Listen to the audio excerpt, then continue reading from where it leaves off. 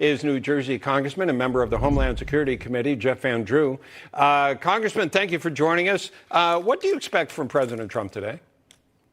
I expect for us to be honestly excited to see a real president, somebody who's strong, somebody who believes in America, somebody who believes we can bring America back, somebody who wants to reverse what's happened in the last almost 2 years. I mean, when you compare where we were when he was president and where we are now, it makes you stick to your stomach. It's just horrible what's gone on, and it just keeps getting worse. I think he's going to fill us with enthusiasm and energy and excitement and patriotism and all the good things that we need so desperately in the United States of America. Now, earlier today, we did see former Vice President Pence speaking in the nation's capital. Let's take a listen to a message he had for conservatives. In order to win, conservatives need to do more than criticize and complain. We must unite our movement. These remarks came before, of course, the former president, is going to give his speech at 3 p.m. Eastern time.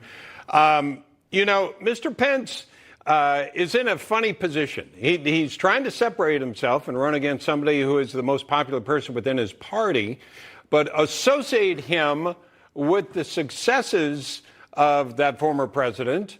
And I guess trying to get in sync with America First, which is kind of representing in policy what Mr. Trump stands for. He's got a tough road there, doesn't he? Yes, he does have a tough road, but that's going to be up to him. And, I've been clear. I'm behind President Trump. I mean, again, all you have to do is compare where we were a year ago, where we are now, what we're doing now, just everything from our economy to our military, to our police, to our supply chain, to our broken and bleeding borders, to, inflation. I mean, I don't know. The one thing I don't know that one person could do as bad a job as Joe Biden and this Democratic administration if they tried with everything they have. I mean, it's amazing how bad a job they've done. Worst president Joe Biden ever. Worst administration ever, worst speaker ever. I don't care what anybody says, after having one of the very best ever. So I'm behind Donald Trump. And you know what? I'll take a mean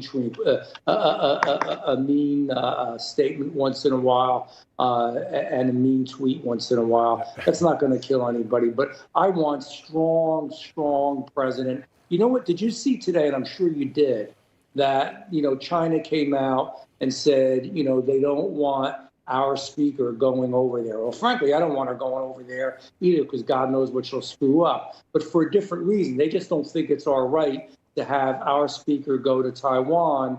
And they said, last time you did this is the Communist Chinese speaking, that, you had the button, we didn't. Now we have a button. Well, our president is feckless and weak and doesn't have the ability to say, but we have a bigger button, and don't ever threaten the United States of America. We are a strong nation. Now, if we keep going along with this president and this administration, I don't know how strong we'll be, but we have to keep fighting to keep that strength and get stronger again. Fair enough. Let's talk a little about that. Fair enough. Let's talk a little bit about the crime, because you're criticizing the Democratic leadership, and there are a lot of people that have a problem with what's going on in a lot of our cities, including New York. I don't know if you saw the incident where there was a guy that was causing trouble, going to jump the turnstile, and they essentially got in a fight. They were able to get control eventually. But the poor police officer is worried about getting caught on camera using a taser or using his gun.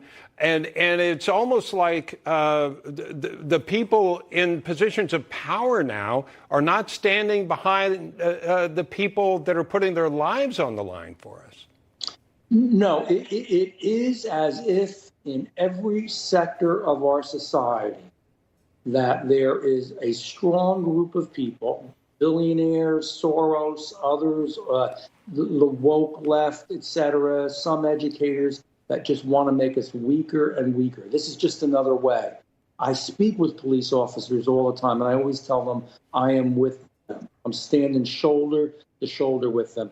But it makes me sick to see what's happening because there's no respect for them anymore. And that's because of the politicians that we have now. Again, this president, even though he won't admit it, this speaker, even though she won't admit it, this leader, even though he won't admit it in the Senate, want to make them weaker and make our country weaker. It's disgusting. We need safety, and we need to ensure that when people do something bad, here's what I believe in.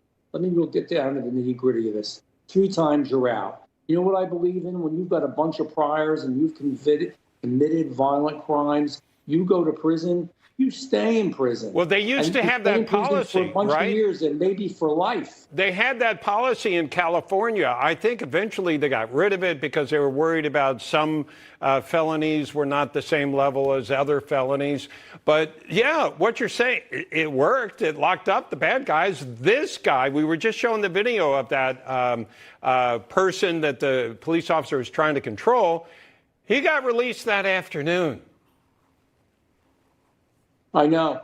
It's unbelievable. Look what happened to Lee Zeldin, yes. A congressman running for governor in the state of New York. He's attacked by an individual with sharp blades and a special instrument to cut his carotid artery and kill him. It was really attempted murder, and they let him out within a few hours. That's unbelievable. Yeah, that individual should be in jail for years. You just don't do that. How can people not be afraid to walk the streets? How can they not be afraid for their stores and their businesses? We are destroying every day in new ways and worse ways the United States of America. It has to stop. Yeah, you do something bad, you're a bad guy, you have priors, you go to jail, maybe you stay there for the rest of your life. Yeah, I think a lot of people would be fine with that. You have to call the unfit, right, that aren't participating productively in our society. That guy, by the way, was charged on the local level with attempted assault. That was clearly an assault. So luckily, the feds came in and said, no, this also qualifies an attack on a congressman as a federal crime. So he's being charged with something more serious. But that's where we are. A lot of this is filtering down, this attitude, and it doesn't seem to be working, Congressman. Congressman Jeff Van Drew, thank you so much for joining us.